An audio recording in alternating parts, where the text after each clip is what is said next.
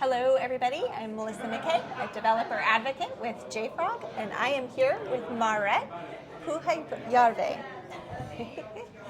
I'm excited to talk with Maaret today because she had a very interesting talk title. It was called Let's do a thing and call it foo. Yes, yes. All right, so we're here at FooConf Helsinki, and I'm just curious what happened, which foo happened first? Well, we started with a foo of four. So we were doing this little application and then testing it. GitHub Copilot generated us the application we were testing. We wanted a Roman numerals application because it's kind of something that a lot of developers end up doing as a kata. Right. And we started with number 4. And it was kind of nice in the sense that everyone was very happy that 4 should produce IV. We think that's kind of how Roman numerals work. And then we had a very lovely conversation on the fact that, if your domain happens to be luxury watches or the clock tower of Turku church, then it's actually I that should be produced. So kind of like there's always these things that are actually a little bit different than what you automatically might imagine they are. And just again, kind of like getting to this developer intent, what is it that you know of the domain and how do you figure out that domain better? Nice. Now, we had a nice little conversation earlier today, and you told me a little bit about your background. Can you talk about how you came to be? What did you start doing, and what are you doing now? So I just celebrated my 25th anniversary in software development area last autumn. I was calling it my silver jubilee. That was a very fancy name to give to the event of having spent 25 years here. When I was about, I think, 13, 14, somewhere on that scale, I started programming. It was just a hobby of mine. Wow. I ended up in technical university as part of my school. I ended up taking a job as a tester, doing localization testing at first. And over 25 years, I've been kind of traveling between companies and different domains and really learning to learn very effectively different domains so that I can almost always surprise people. And again, kind of like some of the conversations I now had over the lunch on the hallways was just to remember this one example where my current colleagues at my current work in Vaisala, so I work in Vaisala, that's my day-to-day job. After 6 months, they told me that I know more about the organization and its applications to some extent than some of the people who have been there for 10 years. So there were surprising kind of things that I picked up, and I was just kind of going through on the mechanism of how I did that. So I had one name that I was introduced on my first day. I skipped all the official kind of like how they introduced the company. I skipped all of that, and I used the time into kind of like building this network of people. So I would talk to someone, and the last question to talking to someone is, who should I talk to next? Like, who do you recommend? And I went through like probably 50 to 100 people. Wow. And I had this like a map of names and who connected me where. And knowing the organization in time of remote, I felt like that was the most important thing I needed to do as a new person. So sometimes some of these kind of like illusions or assumptions that we hold, which is what testing is really about, we are breaking illusions. It's not that we break the code, we break illusions that people hold. Right. And some of the illusions are about kind of like we can't talk to people now that we are remote, but we actually can. We can much easier. That was some of the things that I did. Nice. So do you speak a lot at conferences? I do. I said that I kind of quit speaking at conferences like 3 years ago, just before COVID started. That was my idea of like, my kids said, stay home, don't travel anymore. Right. I had been at 28 countries by that time and spoken in those. Wow. And I counted, this is now my 511th talk that I now delivered today here. So I'm at 511. Wow. So I do speak a lot, but I'm on a break, so officially I'm not traveling anywhere, but since this is a bus travel away from my home, I showed up here, and it was very nice for you to come to my hometown so that I can take part in an actual conference and enjoy some of the buzz that goes around when you have multiple people in the same space having conversations about whatever we initiate from those stages. This is the part that I miss the most. Over the past couple years. I did virtual conferences, we needed to do that, but being able to be here physically and meet people in person and have these hallway conversations, this is the best part of a conference in my opinion. You just finished your talk, right? Yeah, I did. And I heard some rumors that you run your talk a little bit differently. You do some creative stuff with testing, with doing some live coding or something on the fly, or getting audiences involved. I've heard that you've done this. Yeah, that's what I at least tried to do during the talk. So we took GitHub Copilot and we asked it to kind of generate us this Roman numerals function, or the function that we can then test. So we are kind of accountable for the results. So even though the code kind of like, someone else wrote it, when you look at it from a testing perspective, you kind of step out of the, I wrote this, even though I actually did write it, or I had the Copilot write it. And you need to think, like, am I comfortable with saying this is done? And then we kind of step by step, we looked at should we be comfortable with what we have? So we looked at basic kind of like examples, like the number 4 is a great, starting point of like, let's see that 4 produces IV, which is what we would generally expect, and then talk about the fact that clock towers might be different in this scale. But then kind of like growing from sampling more values, kind of like making your choices of what you sample, to maybe even looking at generated lists of these. And kind of like, accidentally seeing patterns, because that's how humans think. That when we see something that is supposed to be done and ready, we notice that if there's something off about it. So kind of like allowing us as a bigger sample set. Also, we looked at some of the things around kind of like creating properties, kind of like rules, where you would generate automatically the tests and then maybe see whether those rules will hold. Okay. And also kind of looking at reference implementation. So there's lovely things about the Roman numerals, which people usually don't know. Like, for example, in Excel, there is a concept called simplified Roman numerals, which has entirely different business rules again.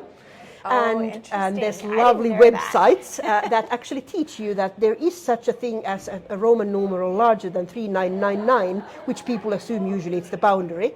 You just need a different font in your implementation so that you can support numbers bigger than that.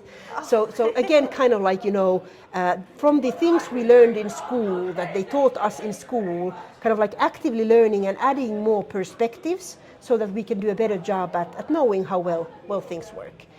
And yeah, we earlier had this conversation on like, there's probably performance and there's probably legal aspects, like Copilot creates you code that might be somebody else's code. Are you actually allowed to use that? Maybe you should have that conversation in your organization. Oh, that's a good point. That's something I didn't even think of. Or maybe, if you leave it running over a weekend, is it still going to be okay with whatever the production environment ends up being for you? So kind of like, figuring out the perspectives that you need to still kind of bridge that gap of results of knowing and empirically trying things out. Yeah, that's so interesting. You bring up this idea that you need other people involved. You absolutely need to observe users. You need to listen to them. You need to pay attention to what other users are doing. And it sounds to me like it's just not possible for one human being to know it all. It seems like if you get to a place and you think that you're done testing and it's perfect, maybe you haven't talked to enough people. Yeah, usually it is that. And maybe you haven't given enough time for the application to tell you what you should think of. Like one of my favorite ways of phrasing this, which I actually forgot to talk about in my talk today, I sometimes do talk about it, is that software is kind of like my external imagination. Like I am more creative when I have code that I might have written it yesterday myself, or one of my colleagues might have written it kind of like in the weeks before, or even in the years before. But when I look at it makes me more creative. It's like an external imagination, and I sometimes like you will probably think, all of you will think I sound crazy when I say this, but I kind of think it whispers to me. Like sometimes I have this experience with my teammates, my developer colleagues, that they look at me and they like look at me and say like, you'd want me to click here. You'd want me to try this value. You'd want me to do this. I'm like, I didn't say anything. Like I was actually totally quiet. There was not necessarily even an expression on my face. You just imagine the things that I have, before be excited to talk about with you, and you remember those. So some of the things, I come by things from my history of 25 years of doing this, from all of those mistakes and errors that I have seen. And also the same happens with everyone in the team. And you can always bring the actual customer in place, and you can have conversations and kind of like, well, figure out what is really important when you're not just representing the person, but you have an actual representative of that group available to you. So again, many different kinds of kind of external imaginations. So the application, the people, all of them help me create these kind of ideas. All of this experience is incredible, and we are lucky to have you sharing that with us today. I'm so glad to have been able to talk to you. One thing that you mentioned that struck me was, everyone on the team is going to be at different levels. You're not going to be perfect right out of the box. You're going to make mistakes, especially in the realm of testing. We're going to miss some scenarios. We're going to miss some perspectives. Maybe we just don't know enough yet to make something perfect. But what do you think the best quality someone should have if they're going to be a tester? I usually say that you have to have two things. You have to have perseverance. So kind of you stick with the problems longer. This is an Einstein quote. Like, I'm not that smart, I just stick with the problems longer. That's one of the essential qualities. So just kind of like when everyone else is ready to say, oh, it's done, just do a little bit more. Kind of like, always go a little bit further than what you were thinking that you're done with. That's a good quality. And the other one, I call it serendipity. So the lucky accident. Sometimes it feels like some of the best people finding this new surprising information are the people who make connections in a way that almost seems, impossible. Like one of the things that happened to me in one of the jobs is that on the first week when I started, I have decided, I'm going to be testing, kind of like hands-on testing from the very first day on. And when I went to the organization, they gave me access to the computer first time, and I logged into the system, I bookmarked it, and then they forced me into this 2 hours of what's the company like. That's how usually things go in the first day of a new company. Right. And when I came back 2 hours later, I had that bookmark, and I clicked on it, and I had a big visible error screen. And I tried to go again there, like maybe I did something wrong, big visible error screen. It couldn't be that I intended to do that. That was serendipitous, lucky accident. But I do have techniques in my backpack of testing tools, basically, that I would have come to that idea as well. And you can imagine the reputation that I got in that organization, because when the developers started then looking at that page that I had bookmarked, it was the only combination. So I had already clicked a few things forward and then bookmarked, and it was the only one where that crash could happen. So sometimes it's about, getting lucky, but it's sometimes also you push your luck by varying things actively. So I have probably lists of constraints and perspectives that I can apply, that I could kind of reproduce these serendipitous accidents at will rather than only by accident. Nice. Well, testing is super important as a DevOps process. That's what I'm involved in a lot, is DevOps and helping people understand how to improve their processes. And I learned something from you today. And it was just something I hadn't thought about too much. Maybe I had encountered it in the past, but you solidified it in my mind today. And it was just about a simple thing. I always push developers to test their code on an environment that is as much like production as possible. Now, to me, and from my perspective, that means the same database, the same type of data, obviously the same code, not something that's just been rebuilt for testing purposes, the same environment, things like that. But you brought out this longevity thing, like maybe you need to run it longer. Yeah, sometimes you do need to run it longer. So sometimes you don't actually have to actively do any testing. When you leave your application running, it does the testing for you. So for me at least, like instead of thinking in terms of like manual and automation, I try to kind of like avoid those words all in all. I talk about attended and unattended testing. And some forms of unattended testing is like reliability. You leave something running and you let it do its job without you kind of like actively trying to go through certain paths.